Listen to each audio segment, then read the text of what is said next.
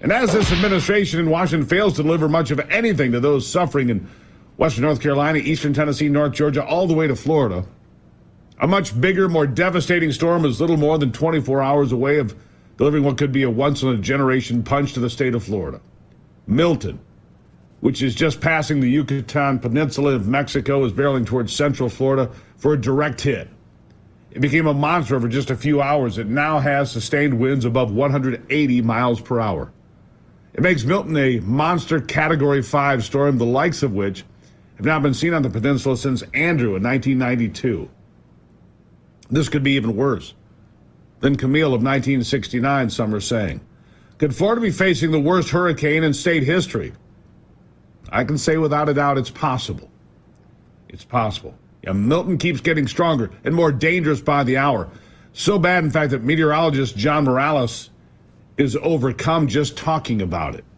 Here he is. Just an incredible, incredible, incredible hurricane.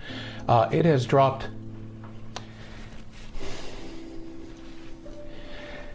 50 millibars in 10 hours. I apologize. This is just horrific. Maximum sustained winds are 160 miles per hour, and it is just gaining strength in the Gulf of Mexico. Yeah. But no matter how bad this storm is, and no matter how good Florida Governor Ron DeSantis is, and he is very good at getting things ready, but none of that matters to a national news media that only wants to throw gotcha questions. But fortunately, DeSantis has been there before. He can handle these people like the bottom feeders that they are. Yes, he can. Governor Ron DeSantis destroying a reporter, trying to inject politics in one of the potentially most deadly storms in Florida history. This is a bit long, but it's worth every minute. Enjoy it. Given the severity of the storm, since I did want to ask you about politics right now in terms of should I don't really want to answer questions about it. This is not a time for politics. No, excuse me, Gary. You and your publication will twist anything that's done to try to make a political agenda. That's what you do. That's how you get your clicks. I understand that. I understand that's the business model. Well, but I don't want to talk about politics because, but I have a feeling that however you do, you guys will find a way to frame it. That's just your shtick. I get it. It's fine. But I don't want to participate in it. We have had to respond to a Category 4 hurricane. We've had to prepare and now respond to something that may hit as a major hurricane, may be Category 4, may even be bigger than that. We hope that it does. But that should be the focus. And I think some of these questions are trying to create some type of political angle where there's just none there. What we've asked for has been approved. You're not seeing me out there carping or complaining about anything. We have gotten what we need from the feds. We have been working constructively with all the local communities. We have marshaled an incredible amount of resources in the state of Florida to be able to get the job done. And that's just what we're going to continue to do. That's what we've always done when it comes to these types of situations. And that's what we've always done. You know, listen, bottom feeders. We're not interested in your political gotcha questions. We're trying to deal with a monster storm. And while Milton is lining up to punch straight through Tampa and ripping all the way to Orlando, the aftermath in North Carolina has been pathetic, according to just about everyone on the ground. I have several examples today. I'm asking anyone who's in the impacted areas, why don't you give us a call today?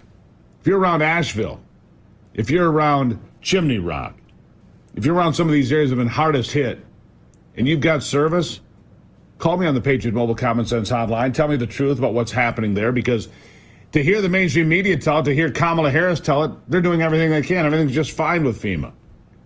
If you're evacuating from Florida, I'd like to hear from you too. The Patriot Mobile Common Sense hotline, 877-310-9966. 877-310-9966. Surprise, Brock. I'm also going to be looking for places where you can donate to help the relief efforts. Ivy and I support Samaritan's Purse. I believe they're doing God's work, excellent work right now. I trust them. You can too. So let's dig into the failure of the federal government in response to Helene, all right? Let's start there for today. Here's a highly trained former Coast Guard member with a K-9 team. She's telling you the truth about how FEMA is treating those on the ground trying to help others in North Carolina. Listen to what she says. FEMA is in the area, and we've been told that if we see any FEMA agents, like, hightail it and go. So, obviously you see all my equipment.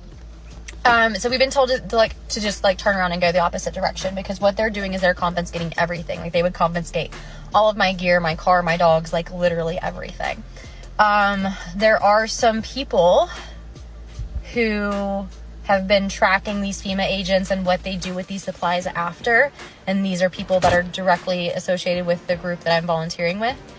And essentially what they're doing is they're taking these supplies to sanctuary areas for illegal migrants and giving it all to them. They are telling the locals here that they have no more money, that they can't give them any money, they can't do anything, but they are confiscating volunteer supplies as they come through, and they are giving it to people who are not legal within the country. Now, she seems pretty credible to me. But to hear Kamala Harris and Joe Biden and Karine Jean-Pierre tell it, that's all bogus. That's all just lies. We'll find out. Patriot Mobile Common Sense Hotline, 877-310-9966. I want the truth from North Carolina. I want the truth from Florida. I want the truth put out there. It's our job, America. Elon Musk, meanwhile, has done more to save those crushed by the hurricane in North Carolina than the entire Biden administration. Listen to this. Mike, tell me about the difference that the Starlinks are making and what you're doing and why you're doing it. Yeah, absolutely. So the Starlinks that we've deployed have been one of the largest changes inside of being able for anyone to communicate. We have deployed a little over 1,000 of these Starlinks around this valley, and every single one that we deploy, we get about 10 times more people being able to communicate about medical attention, needs that they have, missing loved ones. The amount of help that it's helped with our entire infrastructure that we have here for the fire departments, police, anything like this, that to help come in and give the people what they need immediately has been a tremendous change, because there is nothing here. There's no power. There is no internet. There is nothing. And the only thing here to let people communicate to anyone is Starlink. How long are you guys going to be here, and how much can you do this? Yeah, so we've been trying to be here. We've been here for about a week now, trying to deploy as many of the Starlinks as humanly possible, getting the word out of how easy it is to set up. We've gotten over 8,500 requests for Starlink now just from this region alone, and we're going to be here as long as we can to get these deployed as humanly possible. We are going to have a presence. Starlink is going to have a presence. Isn't it remarkable that the left-wing media and Democrats are attacking Elon Musk, a man doing more for the people of North Carolina than the entire administration, out there putting up so they can communicate?